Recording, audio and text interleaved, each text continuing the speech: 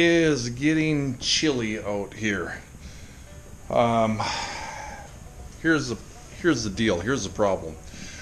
We've got a storm coming tomorrow, and it's kind of rare because it's going to be very cold, like single-digit weather, and we're supposed to get, I'm hearing anywhere from 6 to 10 inches of snow. However, it is supposed to blow like crazy, so 35-mile-per-hour winds during this snowstorm is going to create some snow drifts all over the place. And it's going to be chilly, and it's supposed to start snowing when it's like single-digit weather, and then through the night it is supposed to drop down to 15, 20 below zero. Yes, to my friendly Canadians up north, that is Fahrenheit, not Celsius, so that's pretty chilly. I want to take some precautions for this weather coming. I get my diesel fuel at our local gas station, and it is already winterized. It's winterized diesel fuel, but because of the extreme cold temperature, I am putting a little additive into my fuel as well. ISO heat and injector cleaner. On the back of this, it is perfectly fine for diesel fuels too.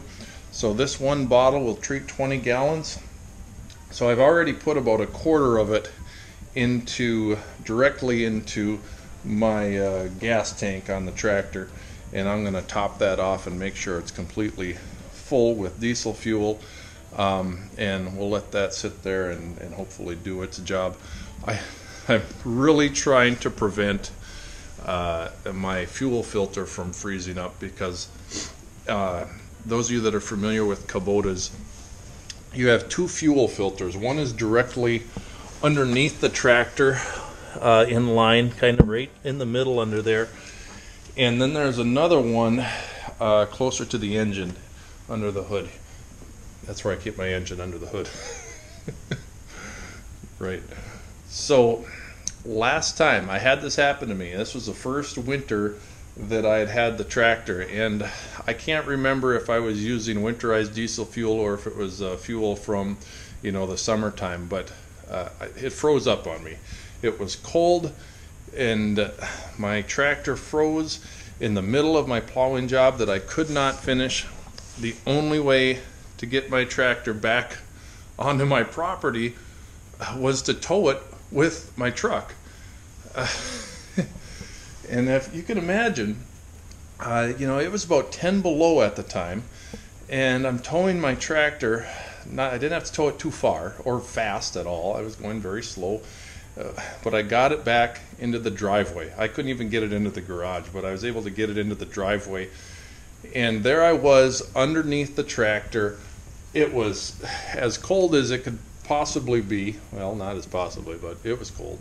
It was cold enough for me to freeze my butt off, and I was underneath the tractor replacing the fuel filter because it was frozen and gelled right up. I had even let the tractor sit with, I poured this stuff in right away, and I let it sit there for 24 hours before I even replaced the fuel filter, hoping that that would be enough to kind of unfreeze things.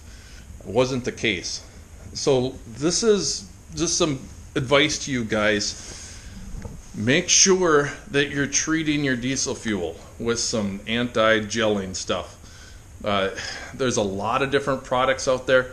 I really don't think that there's one that's better than the other, but it's of extreme importance if you don't want to be underneath your machine when it is really, really cold, putting a different filter on there. You want to avoid that. So that's what we're up to. I just thought I'd share that bit of advice with you. One other thing, people that have the cabs have asked me how I fill this up. Okay, so that was the other thing I was going to show you. So as you can see, this cab kind of has a cutout to where you can access the fuel tank. So I'm going to show you what I use for this particular situation. Well, I picked up this funnel shortly after I got the cab because I thought it's just the perfect tool for this. It's yellow, so that indicates it's good. I can use it for diesel, keep it with my diesel stuff and not mix it with gas. And it has a cap on both ends, so you know, I'm just real careful that I don't lose those caps.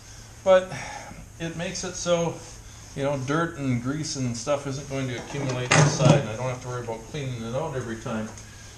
And then it makes it so much easier to fuel my tractor. And yes, I could definitely use a vented gas can here. Because as you can see, this is one of those really dumb ones that isn't vented. So that's a project that's coming. I'm going to order some of those vents that you can get off of Amazon or whatnot, and get some vents on my gas containers, fuel containers.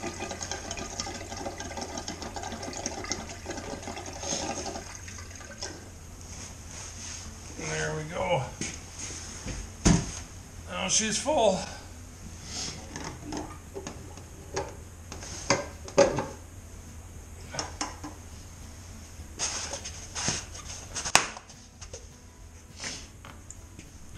All right, you guys, thanks for watching. Give me a thumbs up, a little comment. You know, if you have any fun stories of your fuel lines freezing up, I'd like to hear about them. It is not something that you want to experience. So, like I said, take care of your diesel fuel in these extreme temps. Well, keep watching, because there's going to be a video of some extremely cold snow plowing coming very soon. So, subscribe to the channel if you haven't yet, and thanks for watching. Keep on tractoring, and God bless.